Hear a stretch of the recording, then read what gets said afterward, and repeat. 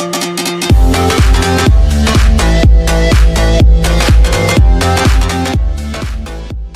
everyone, welcome back to Education Hub. So in this video we are going to study about articles.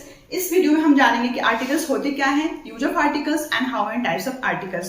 तो सबसे पहले हम जान लेते हैं कि जो आर्टिकल्स होता है वो कौन से स्टैंडर्ड के लिए होता है। तो बात करेंगे अगर सीबीएसई या फिर आईसीएसई बोर्ड में, तो बोर्ड के बुक्स के स्टैंडर्ड 1 से लेकर स्टैंडर्ड 7 तक आपको आर्टिकल्स पढ़ने को मिल जाएंगे किसी न किसी रूप में। चाहे बात करेंगे अगर स्टैंडर्ड 1 की, तो वहाँ पे आपको थोड़ी सी कम डिटेल में जानने को मिलेगा। अगर हम आगे क्लास में बढ़ते जाएंगे like 4, 5, 6, there you can see articles in little bit detail, इसलिए हम इसके बारे में आज डिटेल में जानेंगे। तो सबसे पहले हम जानेंगे कि आर्टिकल्स होते क्या हैं और उसके बाद हम जानेंगे कि आर्टिकल्स कितने होते हैं। और we will talk about its definition, that what is article. So an article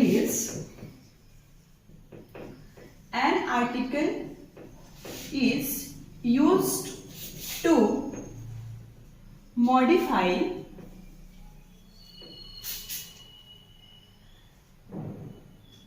or noun which can be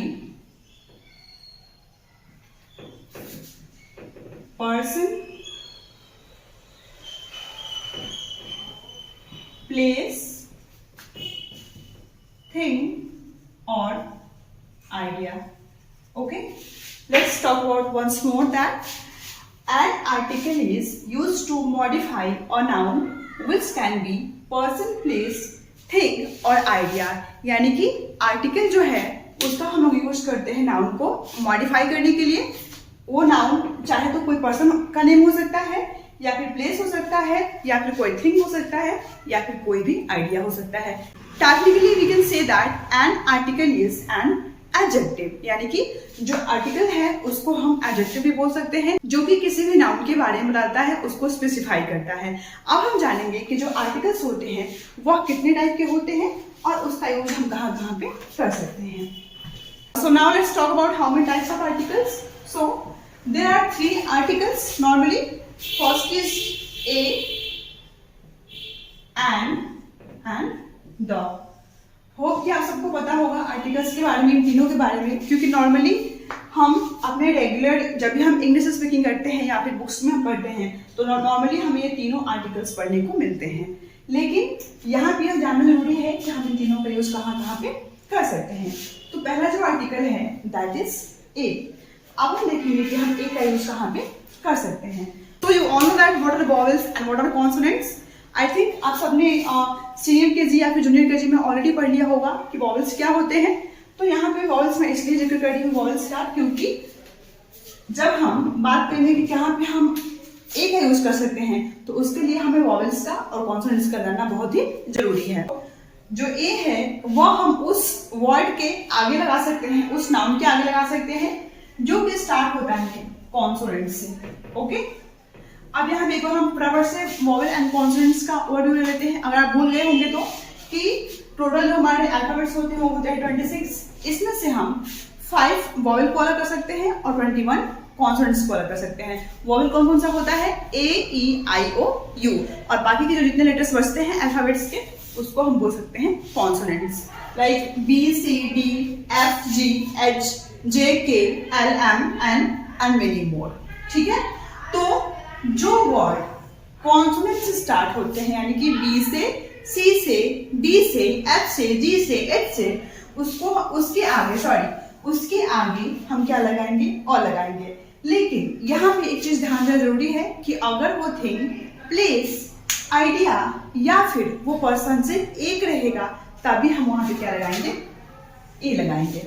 ठीक है, अगर वहां पे बहुत सारे प्लेसेस की बातें की जा रही होंगी, बहुत सारे थिंग्स के बारे में बातें की जा रही है, या फिर बहुत सारे पर्सन्स के बारे में बातें की जा रही है, तो हम वहां पे कभी भी नहीं लगा सकते हैं। ठीक है, तो आपको ध्यान देना है कि किसी भी नाउन के आगे में हम ए कब लगाएंगे? जब वो स्टार्ट होता है कॉन्सोनेंट से, फर्स्ट कंडीशन है। एंड सेकेंड कंडीशन क्या है कि वह थिंग, ऑब्जेक्ट, प्लेस एक ही होना चाहिए, only one. That time we can put a in front of that word. So hope कि आपको यूज ऑफ ए समझ में आ गया होगा। अब हम यहाँ पे कुछ एग्जाम्पल्स ले लेते हैं कि हम ए का यूज कहाँ पे कर सकते हैं, like a book. Okay, a cat, a dog, a fish, a hen, and so on. अब यहाँ पे आपको एक चीज कॉमन दिख रही होंगी कि सारे जो थिंग हैं, सारे जो पर्सन्स हैं, सारे जो ऑब्जेक्ट्स हैं, वो कितने हैं? ओनली वन है।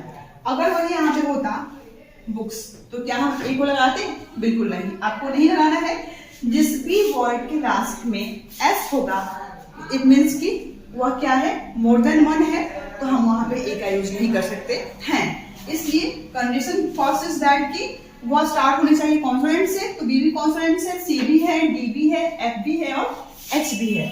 इसी टाइप से और भी कई सारे वर्ड्स हो सकते हैं, लेकिन मैंने यहाँ पे एग्जाम्पल्स के लिए सिर्फ आपको 3-4 वर्ड्स को पिक किया है ताकि मैं आपको दिखा सकूं। और अगर इसके लास्ट में एस या फिर ईएस लगा हो, यानी कि इससे हम देख के मालूम पड़ रहा हो कि यहाँ पे मोर देन वन थिंग है, पर्सन है, ऑब्जेक्ट है, तो वहां पे हम ए को क्या कर देंगे?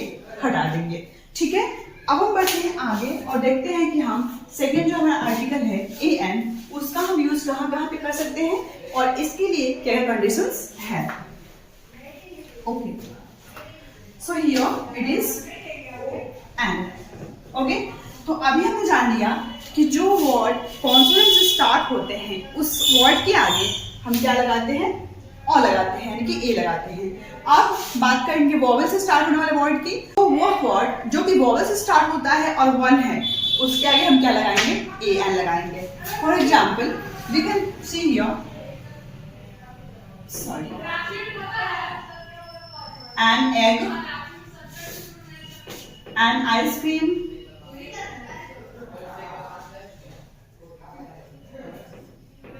एन आउल, an orange,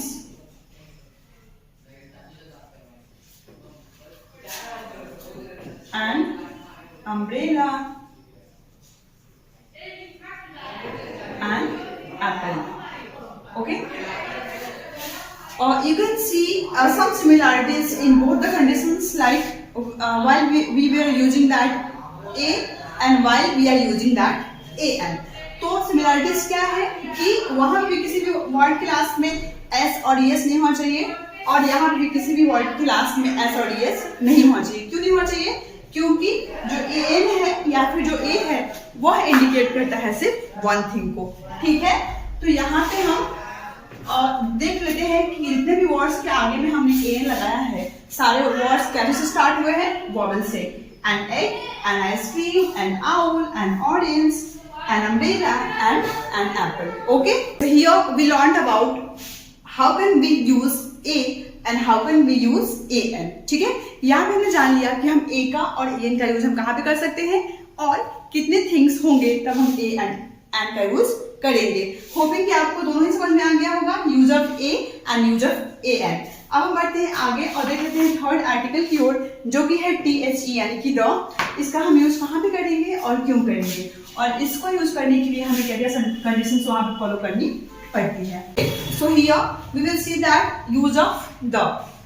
तो एक चीज मैं बताना चाहूंगी कि द का यूज करने के लिए, द को किसी भी वर्ड के किसी भी नाउन के आगे लगाने के लिए हमें यह जानना जरूरी है कि वह वर्ड किस टाइप से होना चाहिए। क्या वह वर्ड वॉवेल से स्टार्ट होना चाहिए, कॉन्सोनेंट से स्टार्ट होना चाहिए, या फिर वह वर्ड मोर देन वन होना चाहिए। तो यहाँ पे हम बात करने वाले हैं कि द हम वहां पे लगाएंगे जो कि वॉवेल से स्टार्ट हो, कॉन्सोनेंट से स्टार्ट हो, इससे कोई फर्क नहीं पड़ता है, लेकिन वह वर्ड, वह नाउन क्या होना चाहिए?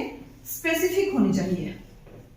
ओके, स्पेसिफिक यानी कि special, particular. If we are talking about someone, like normally हम ये जान लेते हैं कि अगर हम किसी प्रॉपर नाउन के बारे में बात कर रहे हैं, प्रॉपर नाउन यानी कि किसी प्लेस के बारे में, like Taj Mahal, like any newspaper, like any places, that time we can put the. यानी कि जहां भी हम किसी स्पेशल वर्ड के बारे में हम बात करते हैं, उसके आगे में हम क्या लगा सकते हैं? द लगा सकते हैं। एक चीज मैं और बताना चाहूंगी आपको कि सपोज द जो है उसको हम एक और कंडीशन में लगा सकते हैं, जैसे कि हमारे पास में 2 सेंटेंस अवेलेबल है। वेरी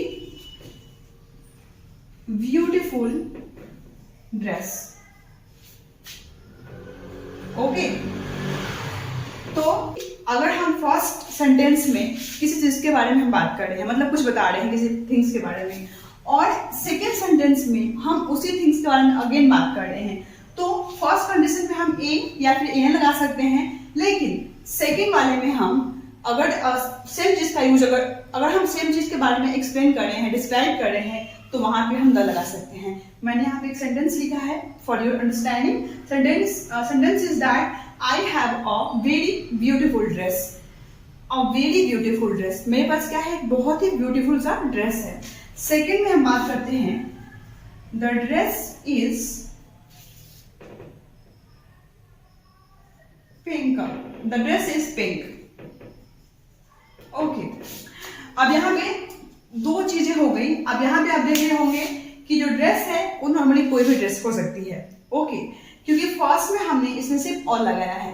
लेकिन वही जब सेकेंड सेंटेंस में जब हम सेंटेंस कुछ भी हम बोल रहे हैं या फिर लिख रहे हैं, तो वहां पे हमने आर्टिकल को चेंज कर दिया, यानी कि फर्स्ट में जो और था यहाँ पे क्या हो गया है, द हो गया है। यह क्यों हुआ है? क्योंकि जैसे मैंने आपको बताया कि फर्स्ट में अगर हम किस चीज के बारे में बता रहे हैं, ठीक है, जैसे मैं बता रही हूँ I have a very beautiful dress, या फिर I have a very cute puppy, I have very cute puppy. Second sentence में हम सिर्फ चीज के बारे में फिर से बात कर रहे हैं, तो वहां पे हम द को लगा सकते हैं। जैसे कि मैंने यहाँ पे बात किया है I have a very beautiful dress, the dress is pink, यानी कि जो मेरे पास बहुत ही ब्यूटीफुल सा ड्रेस है उसका कलर क्या है, पिंक है। In second sentence I have used here the, why? Because in first I told you about my dress, and in second one I am saying more about that thing. ठीक है? One more example we will take here that you have a nice car. Okay? The car is very